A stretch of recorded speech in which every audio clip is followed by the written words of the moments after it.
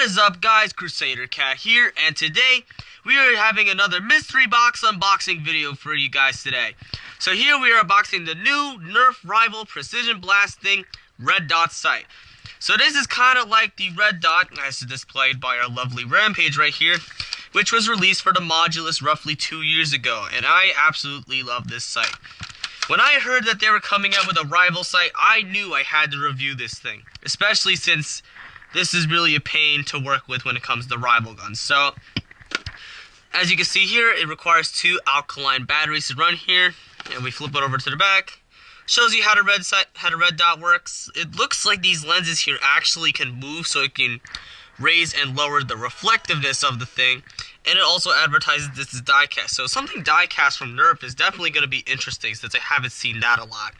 So, quick release thingy so it can clamp onto the Picatinny rails. I'll bring up one of my rival guns from my room so I can test it out between that and the end strike guns. So anyways, we do the normal videos, we shall cut the tape. And I have to get a battery from downstairs, my camera's dying.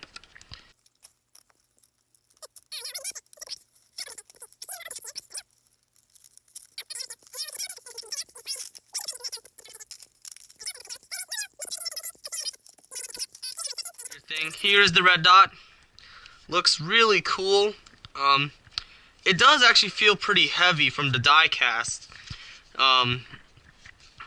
Also, if you look down here, we can see that there is no crosshair as opposed to the Modulus one, which does have a crosshair. So looking down this sight, we do need batteries in order to operate this thing. Otherwise, you're gonna have to draw like a little permanent marker thing there.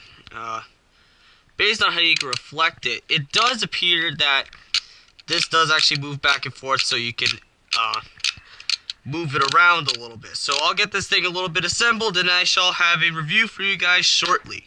So what you get inside the box is the rival red dot itself, the little adapter thingy, and then a little instruction book. So how we get this thing assembled according to this book is we have to snap the cam lock onto the flash. So what the mistake I made was that you want to have it like this, pulled all the way back, and you snap it in like this. I actually had it correct the first time. Then once that's going in, I assume that's not coming off. Very easy to operate. You take this little lever right here. Pulling it this way when it's out like this means it's open, so you can put it on anything, and then when you snap in like down like this, then it's locked in place. Now we'll take care of the batteries. Take a little hole right here, screw this open.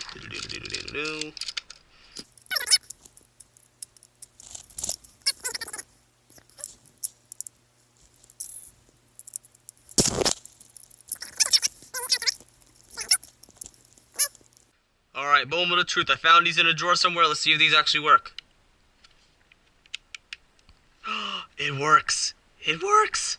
So let's raise this a little bit. That's a little too high. Let's do that. And there's our red dot. Really cool. Whoa, it's like a... Look at this. It's pretty neat. You can also see thing over here. I'll give you guys a look. Give you a chance of looking down the sight. Looks pretty cool. You press this over here, you could raise it. This is what it looks like all the way up. And then this is what it looks like all the way down, but I don't know if you want it all the way down like that. So I'd probably keep it around center right here, but it really depends on where the gun lies on the shot. Let's turn that off for now. Now I'll show you about how to attach this on a blaster, and then we shall get into a firing demo.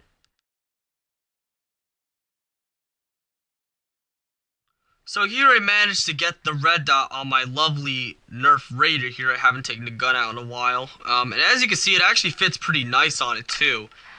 Compared to the other red dot it uses, it is a little harder to get on because you can't just slide it on. You actually have to like kind of clip it on there. I'll demonstrate in a minute. But if you look down the sights, it actually looks a lot more comfortable and versatile to use. But I'd still continue using the red dot. So let's get this guy off real quickly. Come on. Come on. Get off. I know you want to get off. Please don't tell me this sight is stuck on here. There we go. Just gotta pull it off. You gotta kind of yank it off like that. Don't yank it too much. Now, for the lovely Nerf Zeus, do the same thing. Just put one side here, put it on there, and lock it in. Much easier to get on a rival gun compared to a end strike gun. Now looking down the sight, actually a lot better than using the sight. I don't have to scrunch down all the way like this, but rather I can just look up like this and still aim.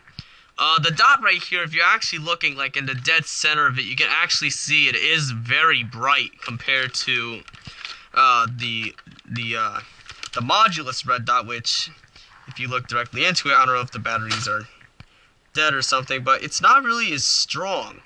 But I don't really use the modulus red dot as much. This one's gonna rely a lot more on the red dot because there's no crosshair. There's no crosshair on here. It's just solely relying on the red dot. Alright guys, so we're gonna be firing off, let's see here, 1, 2, 3, 4, 5, 6, 7, 8, 9, 10 shots, which is a total of 20 from these balls, and we're gonna be firing at those cups right over there. Now if you take a gander at my sight here, I have it centered in, so I can take a sight at it. Now let's crouch over on the ground here, and let's go. We'll be aiming at those cups.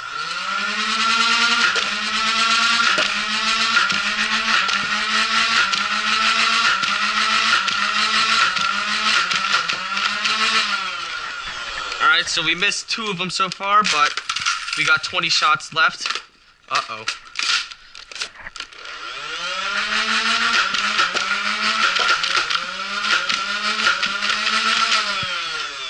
So it looks like, based on my observations, we have knocked over roughly 6 cups. And then we managed to move one of them back. We're now going to be going through the comparison of the 2 different sights. So, compared to the 2 different sights, we line them both up. The rival sight is definitely longer and bigger than the modulus sight. Looking down the modulus sight, it just adds to the crosshair for the sight.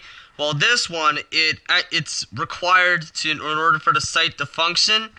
And there's no crosshair on here. In addition, it is a lot more reflective than the modulus red. As demonstrated in previous clips, this sight is adjustable with its sight because if you watch here, every time you click this, the glass is going to move in different positions. I don't know if you guys can see that.